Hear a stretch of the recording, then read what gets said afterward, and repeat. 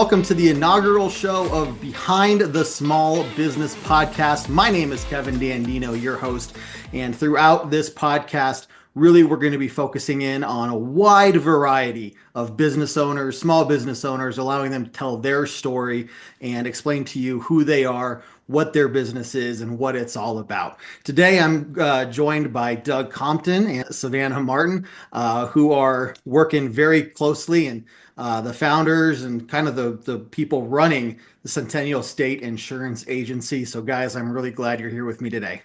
Glad to be here, Kevin. Thank you. Yeah, excited to be here. Perfect. Well, let's just dive right on into this. Doug, I'll let you kind of start introducing, a little bit about yourself and really just what got you into wanting to start this business, this insurance agency, and where did this passion come from? Sure.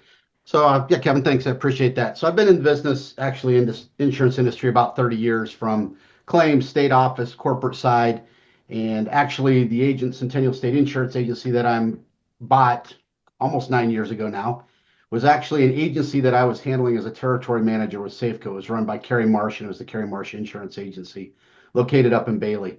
Working with her for 10 years, I knew the quality of business that she'd built. I knew her clientele. I knew what she'd put in place and a key part of the community that she was up there. So when she approached me and I had the opportunity to talk to her about purchasing the agency, it seemed like the right thing to do for me at where I was at in my career, and also to continue that agency and continue to build it and grow it out in that location up there. So it just kind of matured from there. Almost immediately, Savannah came on board as a CSR and a producer in the agency, and over time has moved forward, developed producer, and in this last year actually got some ownership within the agency. And at this point, she's running the day-to-day operations, moving things forward, marketing, working with new producers, and continue to move us forward in the location, actually not located directly in Bailey anymore, but we still have a large presence up there with our small businesses. We insure a large number of clientele, and we've diversified a little more down in the Front Range too, just with some circumstances that have occurred in the industry. So that's really the short background of it. It's a key part of who we are and what we do. So. Well, Savannah, I think you've had a pretty cool experience, and I kind of want to hear more about that in terms of, you starting off, kind of near the beginning of the insurance agency, standing up and really working from being an agent all the way up to ownership. So you've had a wide variety of experience there. And so kind of walk me through, like, what was it like, when you started in your early, your original position, and maybe kind of like what it's like now, several years down the line. Yeah, so you hear of like a midlife crisis. People have a midlife crisis. I call my entry into the insurance industry a quarter life crisis. I was about 5 classes away from graduating with a psychology degree. I grew up, Doug is my dad. I grew up in a house where insurance was, part of our entire life. That's what he did my entire life. And if you would have told me when I graduated high school that I would be working for or owning an insurance agency, I would have laughed at you. I wanted to be a teacher. And then kind of throughout my time in college, I ended up being 5 classes from a psychology degree. Started kind of looking at what kind of jobs I would be looking at if I didn't go to graduate school, and called my dad and said, how far do you think a business major would take me?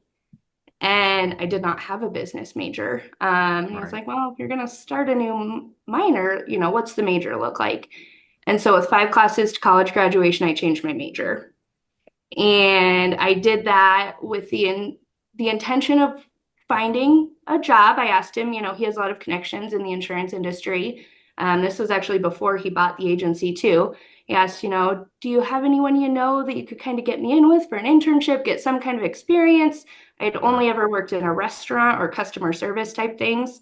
So a couple weeks after he purchased the agency, I was, I think, my first semester into business school. And he said, oh, do you want to, come be a customer service person? I don't think either of us really anticipated that I would have then become a salesperson and an owner. But I would say a month in, I told him I wanted to get my license and never looked back. And so it's been kind of a wild ride. It's not one I would have anticipated. But but I won't do anything else. I love it. And it's been a really great career for me for the last 9 years. That's awesome. I Yeah. think the one thing that kind of stood out to me about this was there are a lot of restaurants out there. There are a lot of gift shops and just a wide variety of small businesses out there, but not many people are rushing towards.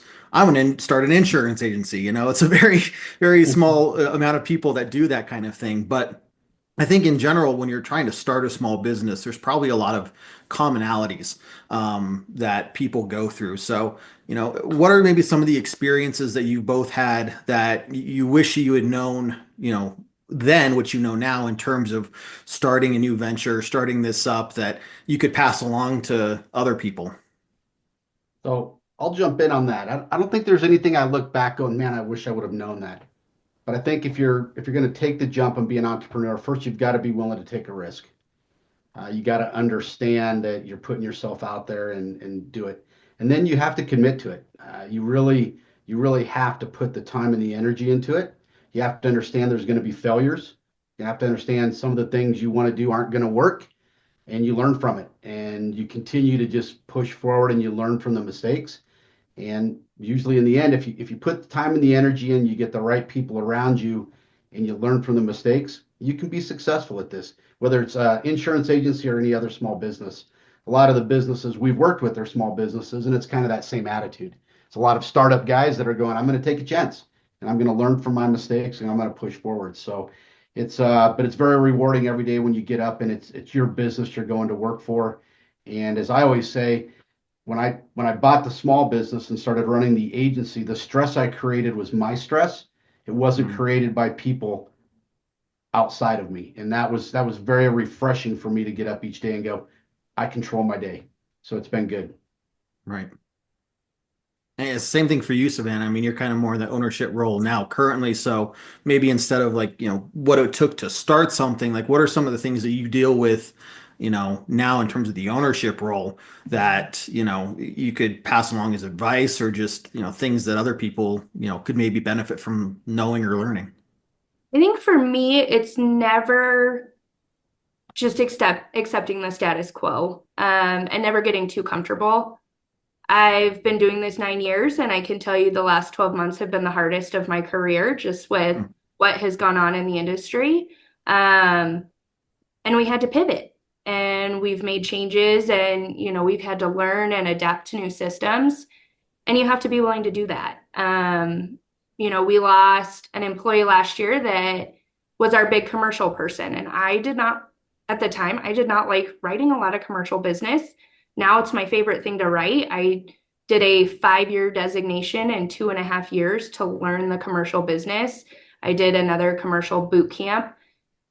If you would have told me 2 years ago I would be writing a lot of commercial business, I would have laughed. It was not my favorite kind of business. But as you learn and you grow and you adapt and things change, you have to be able to grow with it and change with it to be able to continue to be successful. And it's been a great thing for me, but it was not what I would have anticipated 2 years ago. So yeah. a great thing she said there is pivot. And that's one thing as a business owner, you got to be willing to change directions. You can't just keep building, just bashing your head against the wall saying, I'm going to make this work. I'm going to make this work. Sometimes you've got to change the course of direction to make things work. And as she said, in the last 12 to 18 months in this industry, there's been a lot of pivoting to move forward. And we've actually done pretty well through this industry and taken care of a lot of insureds and done a lot of things that maybe some other agencies haven't been able to do. Right. Being able to be flexible and recognize that things are changing is definitely something that I think is an additional scary part to being a business. I mean, I would imagine that if I were starting a business, I'd have this whole plan of what I want it to look like and, where I want it to go. But, the world is just ever changing and clientele, markets are just ever changing. And so, I think a big part of it that Savannah, you talked about having that psychology degree, or at least the classes there and that experience there of customer service, how do you incorporate that, into being an agent and both just for the commercial side and the personal lines of business there. Is there anything that you think that you've learned in the past that you bring to the table with how you interact with people on a day-to-day basis? Yeah, I mean, my working background before working for the agency, I worked, in high school at a grocery store, and I worked in restaurants and a flooring store. And and that was all very customer facing jobs, answering the phone, bringing people up, taking care of people at the restaurant. And so for me, and just kind of how I have always operated is with that service in mind first. Um, I'm very quick to respond. I'm very quick to, handle what people need. But I like to get to know people, and I Yeah. like to learn their situation, and I like to help them understand what they're paying for.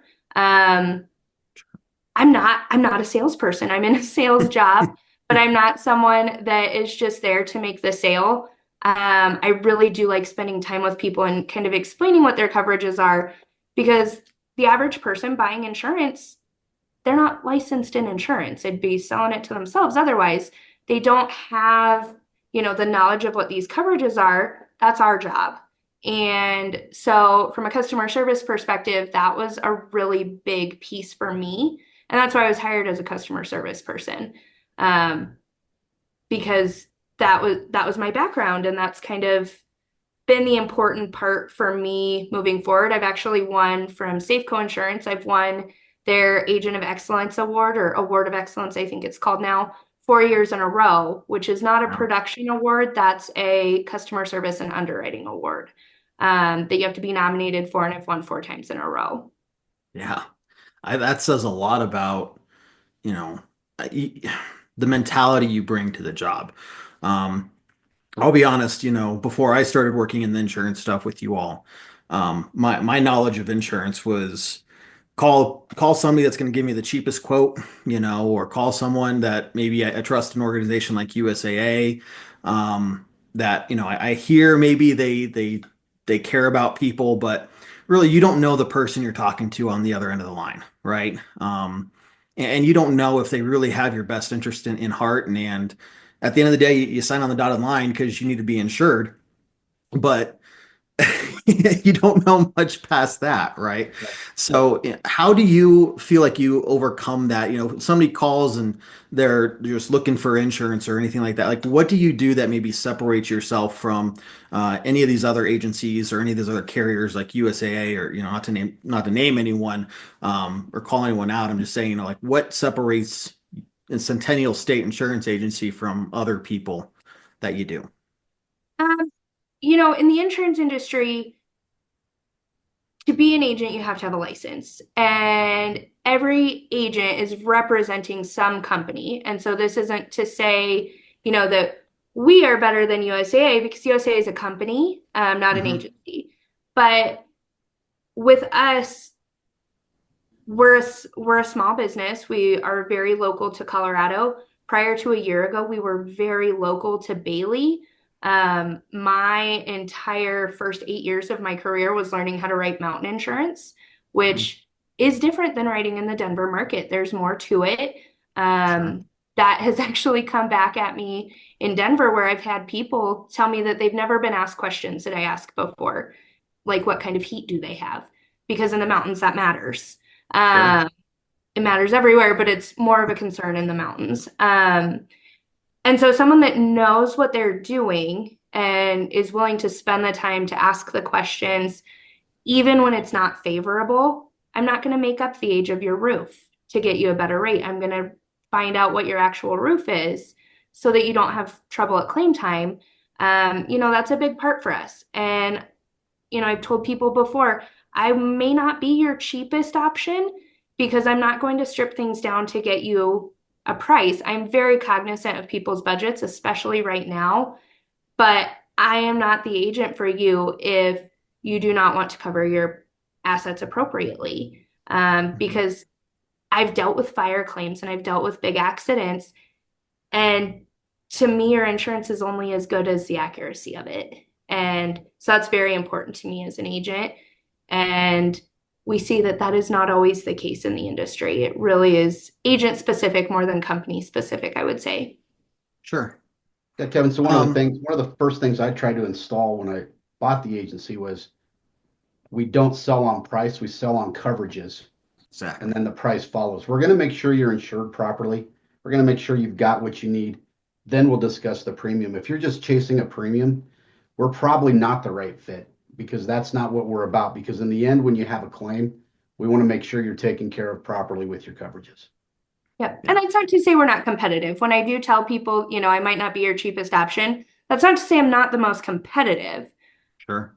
but I'm not going to strip things down to get the price lower. You could find an agent with the same company that will get it cheaper for you because they'll take things away. And that's just not how I'm going to operate. Yeah. Optional things, people can absolutely choose, but I'm not going to purposely underinsure your house to get the price you want. I'm not going to be dishonest about the age of your roof to get a price, and that is a big deal come claim time. All right. The The thing, accuracy of the contract that you sign is a big deal. yeah, no, totally agree there. And I think the theme that I'm hearing from this conversation so far is really doing everything you can to make sure you're taking care of the person. I get when you're a small business owner, you have to have income. You have to be able to make money for your business to continue to even exist. But you have to find that balance there where, what's more important, just making money or making sure you're taking care of the people that are coming to you, whether it's for a business or a restaurant or a hair salon or a a vet clinic or an insurance agency. Finding ways to put people first. And so I kind of want to ask you guys through your time of the agency being in existence, like what are some of the things that you've done that you've seen succeed in terms of reaching out to the communities, letting them know that, hey, we're an insurance agency and we need to make money, yes, but we do care about the communities that we're serving. Yeah, so one of the things we've done and we still continue to do to this day is we do a lot of sponsorship with community things up in the Bailey area. One of the big ones that we've done the last few years is the Bailey Theater. We've been an initial sponsor with him. Bill has brought in a really top-notch theater group up there. We went to one of his plays last year. It was phenomenal. Been a big sponsor of those guys. I also have sponsored the Park County Fair every year that it's been out there. The chamber up there, the Platte Canyon Chamber, does what they call the Gracie Awards, and they recognize local citizens and business and all that. We've been a sponsor of that, I believe, the last 5 or 6 years running. I'm also part of the Fire Adapted Bailey Board, which is part of a wildfire group up there to help with wildfire mitigation and educating the people on evacuation routes and how to mitigate and do some different things. So even though we're not still physically located in Bailey, our heart's still in Bailey. That's our agency. That's our foundation. Those are the people we work with daily. We have a lot of clients up there. That's where we want to be. And that's where we want to be a part of that organization, the Platte Canyon Chamber, the growth of Bailey.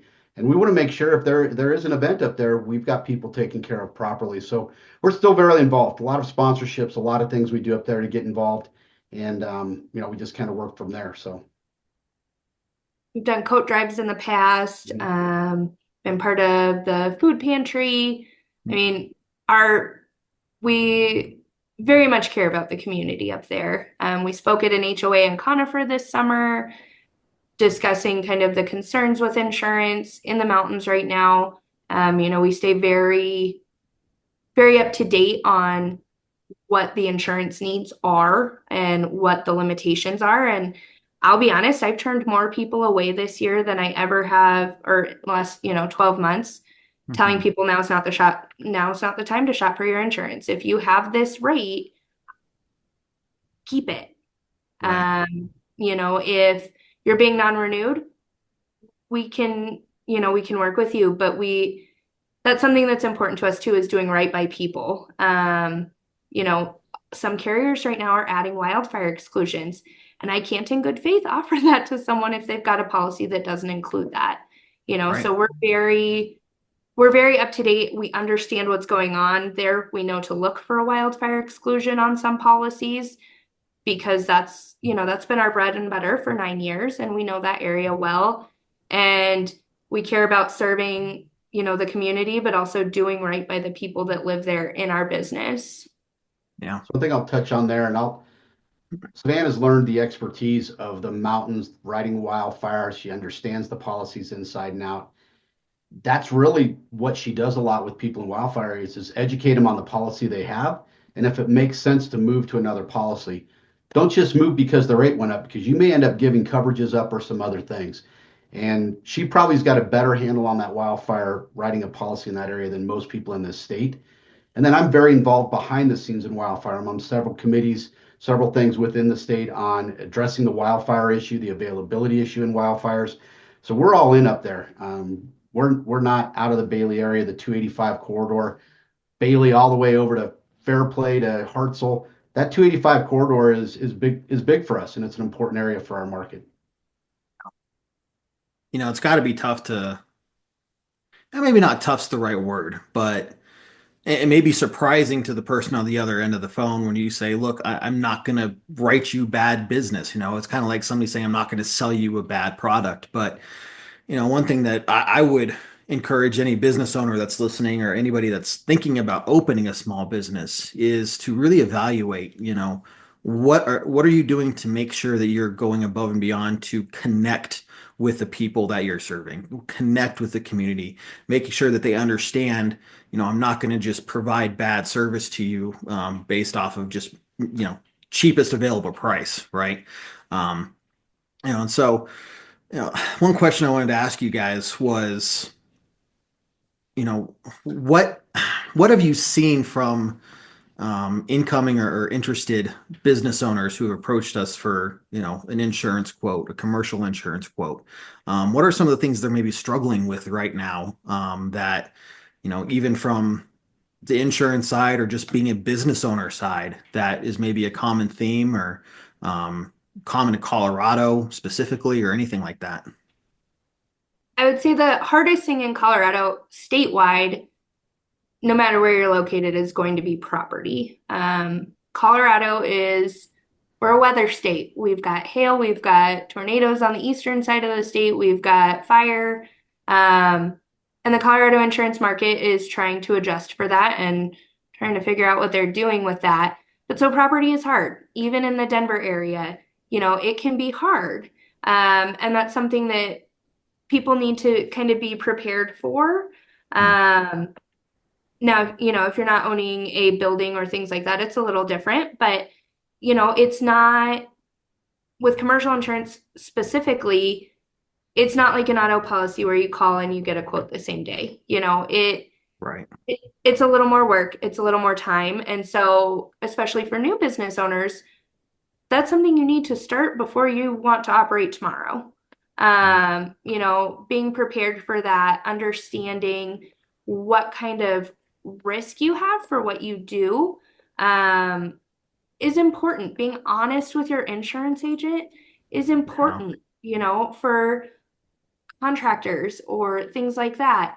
You know, don't tell me you're just a landscaper, but then, end up snow blowing or snow plowing in the winter and you didn't tell us. That Right. can adjust what kind of coverage you have, and that's important. And as things change, maybe you start off doing something small and you do have to change what you're doing. You need to let your insurance know. It makes a big difference. And you don't ever want to be surprised at claim time that you didn't think you had what you thought you did. Yeah. So I'll just add on to that, the one thing that's really important that a lot of startup do is they have buddies tell them, oh, just go get insurance. Right. Well, as you Exactly. touched on, you got to make sure you're getting the right insurance for the right class of business that you're doing and that you're properly covered. It's just not as easy as going online and going, I'm a landscaper and this is the coverage I need. Well, do you have autos with that? Do you have equipment with that? There's a lot Yeah. of things that go into that. And then, as she said, if you do other things besides just that, you need additional coverages listed on there. Or you may need additional classes of business listed. So if you have a claim, everything's covered. So to just go, I'm just going to go online and get insurance and I'm good. It's not always best to listen to your buddies and friends when getting insurance. Talk to the people that understand it and know what to do. Yeah. Right. There's a big difference between I'm building custom homes and I'm a handyman or I'm putting up drywall. There's a big difference. So if you just go get an online I'm a contractor quote, there's a big Yeah. difference in the exposure there, and you know, understandably there's a big difference in price there. But that's something that the accuracy of your insurance is only as accurate as it is and as truthful as you are. Right. It, it's so funny. You see those commercials, little snippets of, oh, if you're starting a business, like go get a quote within 7 minutes, and you'll be taken care of. And what I want people to really understand is you got to think about what is my biggest concern? What if somebody gets hurt or something happens or something breaks, right? Am I going to be covered in that moment? Things happen. You might go decades without having to file a claim, but then all of a sudden something happens, and the last thing you want to do is sit back and say, "Holy crap, something just happened. Am I covered for this?"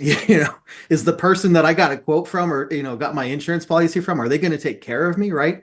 And I think having a business that has the mentality of this agency where it's we are going to take care of you in terms of making sure you're properly protected, you're properly covered, goes a long way. And it does take that extra time, but you're gonna build that relationship with between both sides and know that hey, this is the person I can call if I have questions, if I have concerns, if I have problems.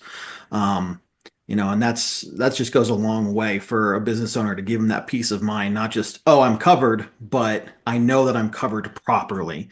Something else comes up and says, oh, I didn't think about, this kind of concern. I know exactly who I can go back to and call and ask, is this something I need to address and upgrade or update my policy, right? So, I think the last question I wanted to end with was just, in general, like, man, what are some of the things that really make you proud about this business that you run? And I know we've kind of touched on some of them throughout the show here, but if you had to boil it down, what are some of the things that you're really proud of when it comes to Centennial State Insurance Agency and just any other closing thoughts you might have? So for me, first, let me say that, it's where we've gone from when I bought it to where we are now has been phenomenal. We've had great growth. We've done great things, but we've also done things right. We've had a lot of large claims in our agency. They've been covered because the policies were written correctly, things were done correctly, communication was good. We've seen good growth. We've been involved in the community events. We still are targeted on that. So for me, it's just watching this business grow, taking care of our clients. And then, the next step for me is, as she said, I'm her father, but watching her over these 9 years grow into this role where now she's running the agency.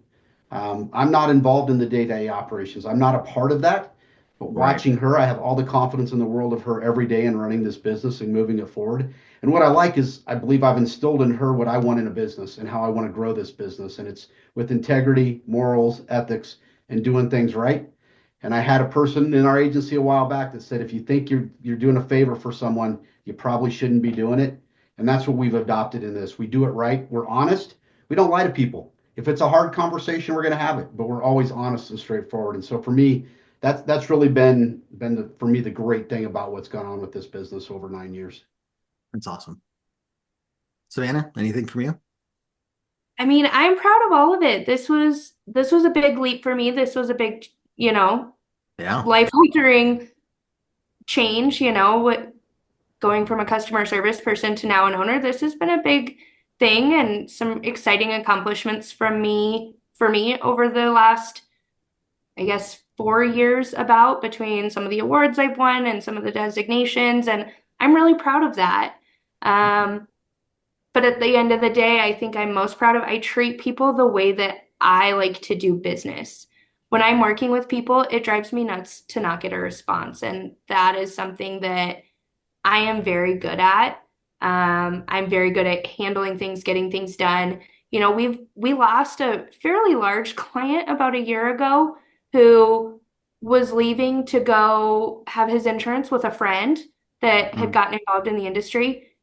And 12 months later, they came back because the service that we provided was exceptional. And for me, that was a tough loss when we lost it, but oh man, it was so much sweeter coming back. That was exciting for me. Yeah. That makes the important things to me, the service has always been important to me, and it feels good to be valued for that. And that's been a huge deal to me. And we've had that a few times.